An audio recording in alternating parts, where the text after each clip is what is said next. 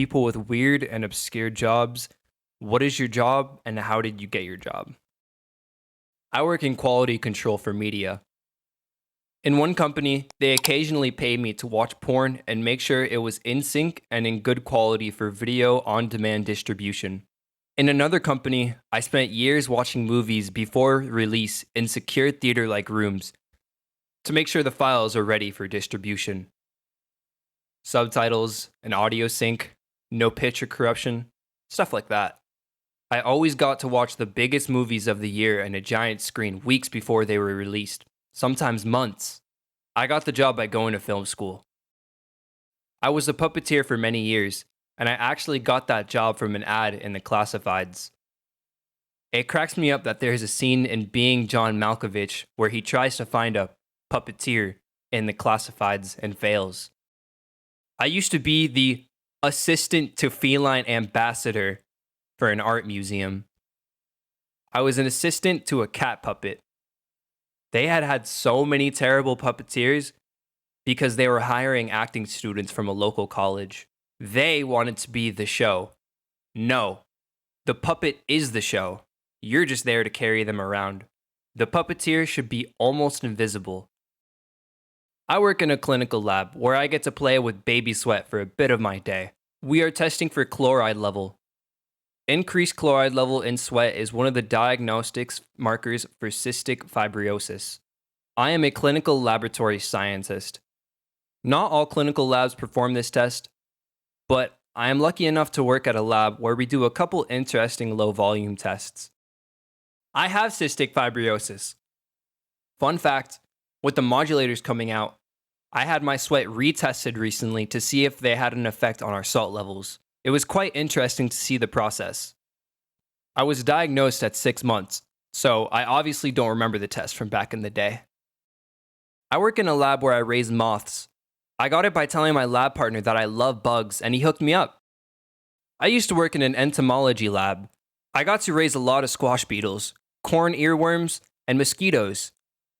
The mosquitoes were the worst because I had to feel them. I'm now extremely allergic. The only worse thing than feeding them was dissecting them. They're so small. That's super cool. Feeding them sounds awful though. We have a cockroach lab and a praying mantis lab too. Every once in a while we have to clean out the garbage cans the roaches live in. We have to pour ethanol in there and then scrape out the bugs. It's pretty gross. I spent a year on a team reclassifying the Duke University library system from the Dewey Decimal to the Library of Congress. Had to learn like 4 different alphabets just to label them properly. Edit. Holy mother. I didn't think anyone would care, but I can explain a couple things. 1. Duke has one of the largest research libraries in the world with millions of books. In addition to the main library, we went through engineering, biology, art, and divinity. There was also another main library on the East Campus. The whole operation took about 2 years, I think. I was there from December 2006 to February 2008 when the project ended. The Dewey Decimal System works perfectly well for a small American libraries that cater to an English-speaking, Judeo-Christian populace. The Library of Congress system is more egalitarian, and perhaps more importantly, has unassigned sections for disciplines that have not yet been discovered.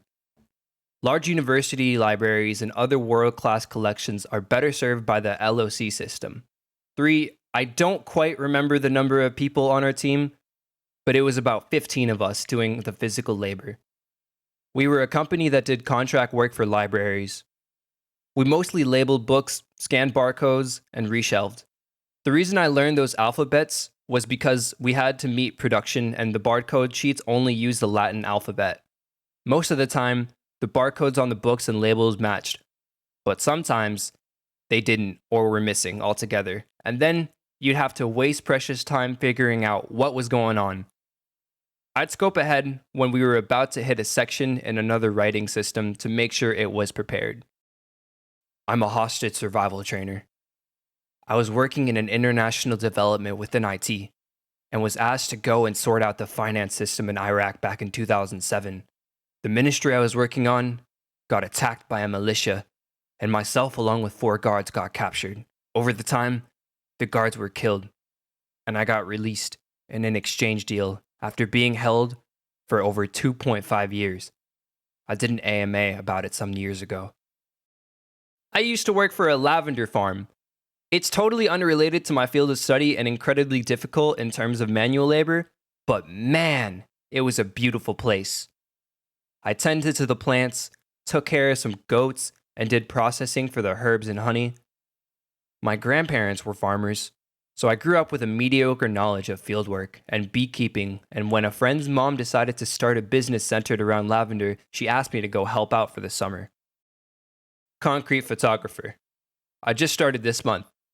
I studied geology in college, and now my job is to look at concrete using a petrographic methods I learned at school and conduct ASTM tests to determine the quality of the concrete. Very interesting work, because concrete is engineered rock and there's a lot more to it than you think. I'm a house manager for a family of 4. Basically, I'm a female butler. I've worked for them for 14 years, starting as the kids' nanny. They're my second family pretty much.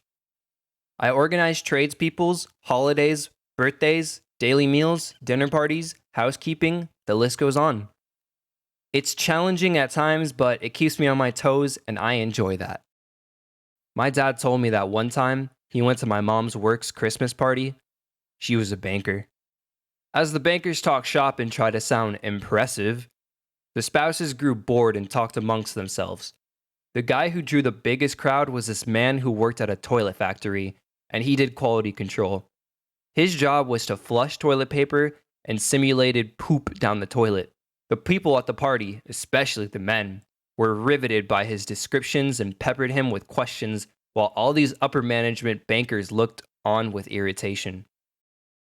So, not job, but company/industry. I was their first marketing person. I worked at a company that specialized in phased array ultrasonic non-destructive testing. The technicians made a shit ton of money and got to work in crazy places like nuclear power plants in Canada and offshore oil rigs in Norway. They even worked on some of NASA's launching pads. Official court stenographer. I type everything everyone says in court. I was told about it in high school and thought it sounded pretty cool, so I went for it. Took 5.5 years in college, but I'm nationally certified to type 260 words per minute and regularly push above 300 words per minute in court. My brother has been appearing in court by phone. His cat has been loud, and it's been mentioned on record. So, my brother says his cat is probably the first to appear in court here. I thought you'd appreciate this story. Edit. After his cat was mentioned, my brother said the cat wanted to appear as a co-counsel. I cleaned grills for super rich people in Palm Beach. Even got to clean Michael Jordan's at one point. And it was recommended to me from a friend who was in sobriety with me after I got clean. Past job.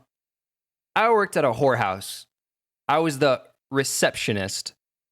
Guys would come in and I'd buzz them in, and after confirmation on their appointment from the intercom, they would enter, check ID, get them a water or a pop, take payment, then I'd call the girl from the intercom and they would lead him to the room. It is technically an adult massage parlor. I applied off Craigslist, went in for the interview. Only real rule was receptionists cannot become escorts, and escorts cannot after chose to be reception. I work in a veterinary hospital, not an emergency, which is a whole other can of worms. That's where the really sad stuff happens. I've honestly gotten kind of numb to anesthesia. It's just something we do. I know it sounds bad, but you just see it so often that you kind of stop having that strong emotional reaction people expect you to. The thing that really upsets me, and I'm sure most people in the industry, is suffering. Not necessarily death. An old cat being put down to let it pass peacefully instead of in pain? Fine. An owner that refused to euthanize their cat and watch it suffer and slowly deteriorate? A lot harder. A vet I worked with always said it's better to do it too early than too late. I guess what I'm trying to say is after a while, the death doesn't really get to you. It's the abuse and the neglect of the animals. Water quality testing. I go around and collect samples for various testing to ensure the water meets state standard qualities. I got lucky and met someone who was volunteering at my previous job, and she told me to apply. Was not the direction I saw my career going into, but definitely worth it. I work as an air traffic control. Not weird, but not many of us around. I pretty much fell into it after passing an aptitude, and it's just been swell since. Albeit, the classic phrase from strangers, isn't that the job with the most suicides? It might be, but I don't know anyone. It's actually super chill and rewarding when you get it right. We always try to get it right, but when you get it super right, you're dead pleased. In the summer, I guard and clean the toilet units, not the toilets, for festivals. I got the job trying to find a cheap way to go to the big festivals, and this organization was looking for volunteers. So, all I had to do is stand in front of the units, make sure the ground stays clean, everyone had toilet paper, and a clear block of units, so the cleaning team can do their job. Another part of my job is to make sure no one dies or passes out in such a unit. You can't imagine how many drunk, often naked, people we need to get out of these units and escort them to the first aid. I mix fire retardant for fighting wildfires. A lot of people know that airplanes drop retardant on fires, but don't think about the millions of dollars of infrastructure that is behind that operation. Everyone who works at my base started by working at local ski resorts. It's a good way to earn enough money in the summer to coast all winter, so we keep the jobs among fellow ski bums. I design water parks. I went to college for graphic design and advertising, and my last year I had to do an internship, so I took one at an aquatic engineering firm to help organize photos. 10 years later, I am a project manager and create resort decks and water park programs. I used to cut pictures of wee-wees and hoo-ha's off packaging of adult toys. All day, every day. I got the job by being able to pass a drug test. The interview boss. Can you pass a drug test? Me. Yes. Boss. You sure? Because if you don't pass, I won't hire you. Me. I understand, boss. If I pay for your piss test and you fail, I'll be mad. Me. I haven't smoked in like 3 months. Don't worry about it. I used to be a hand model. Apparently, I have really good looking hands. Although they look completely normal to me. People were always asking me how I got into it, so it was fun to bullshit people. I was discovered on the streets. Now I moisturize 15 times a day and sleep with my hands in plastic bags. The money was great, but I'd have to spend long days on set being careful not to wreck my manicure. Which they paid for, of course. Also paid for the time it took to get the manicure. Mostly did TV commercials. Now I tell people at parties I'm a retired international hand model, but gave up show business for a much more worthwhile and rewarding career of teaching kids to read. I'm a crayon operator. I trigger motion graphics on live TV. I was an art student and also was in stage crew in high school. These things got me jobs backstage in theater, which got me a job in TV doing normal stuff like cameraman and stuff like that.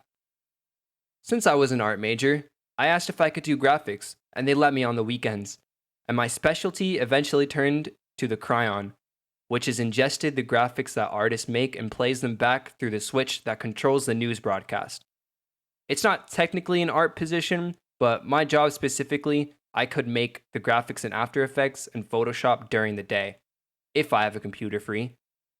And in the afternoon, I play the crayon. Usually you are one or the other, because crayon operators don't need art skills. It's just another tech job like audio operator or camera operator or stage manager or whatever. These kinds of jobs are getting rarer because they are being automated. But since I'm also an artist, I get to keep my job because if someone leaves, I can take their job. My parents are escape artists and escape consultants. It's quite a niche in the magic world.